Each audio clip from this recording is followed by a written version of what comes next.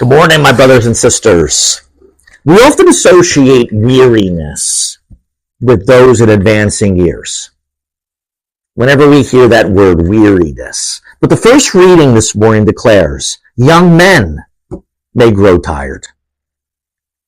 Young men may grow weary. Those in their prime may grow tired. Those in their prime may grow weary. So what is true for those in their prime is certainly true for all of us. We can grow tired. We can grow weary of this life for various reasons. Physical weariness is the easiest to deal with, as hard as it may seem. Very often a good night's sleep will deal with that. Just a time of vacation or a time just to find some rest. But weariness of heart, weariness of spirit is much more difficult. This is a kind of weariness which leaves us lacking at any time to have the energy of hope. And we know it can be brought on by so many things. The world just keeps coming at us every single day. Criticism, failure, illness. It could be something personal. It could be something communal. Just the negativity that seems to prevail in our church and in our state, in our nation, and in our world. It seems like it's something that we deal with every single day that leads to nowhere. Like, what can come of this? And that's why the first reading, the scriptures don't try to negate this. It doesn't try to erase the human condition. It tries to find us in it. And that's why the first reading that we hear today declares, even though the youngest among us may grow tired, may grow weary, the Lord does not grow tired or weary. Ever. The Lord remains full of life because God is life. Our communion with the Lord of life can bring life to our declining spirits. Uniting ourselves to His love to give us strength in our weariness. And that's why in this gospel reading, Jesus calls on those who labor, those who are overburdened. He says, come to me. And He promised them rest for their souls and in their spirits.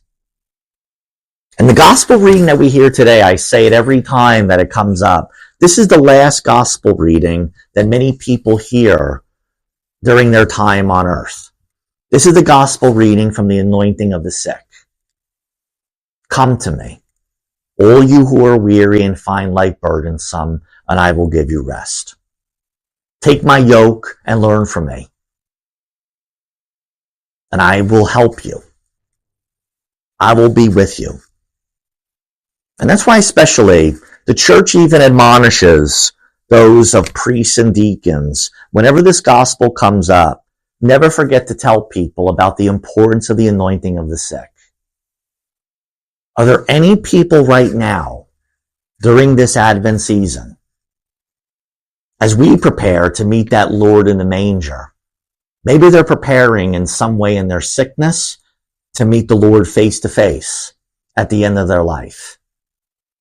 Do you know anyone who needs to be anointed? It's the second week of Advent. Life is going to become busier and busier. The church is going to become busier and busier. Is there anyone that you need to call the parish for right now? Not that they're dying. Maybe they're just going through some type of treatment. Maybe they're going through some type of illness.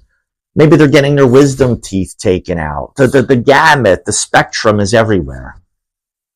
We want to prepare ourselves for the Lord coming to us. And for so many of us in the anointing of the sick, the Lord truly comes to us through the healing, through the anointing, through the confession, through the Eucharist that the anointing of the sick delivers. Christ doesn't just come to us in a manger. He comes to us in every hospital room. He comes to us in every hospital bed if someone may be in hospice in one's own living room. Perhaps this is a reminder for us to remember, how can we allow people to meet the Lord where they are at through the sacrament of the anointing of the sick? Because the whole anthem of Advent is what? We call on Jesus, Maranatha. Come, Lord. Come to me. The Lord's readings today remind us that Jesus calls on us in order for us to call him to go to them in their most needed times, in order for them to be found. So let's especially pray today for all of those that are in hospitals or senior care facilities or various rehab centers.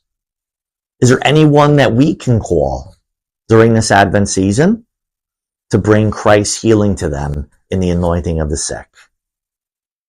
Come to me, all you who are weary, and I will give you rest. That just doesn't happen on December 25th. It can happen every single day.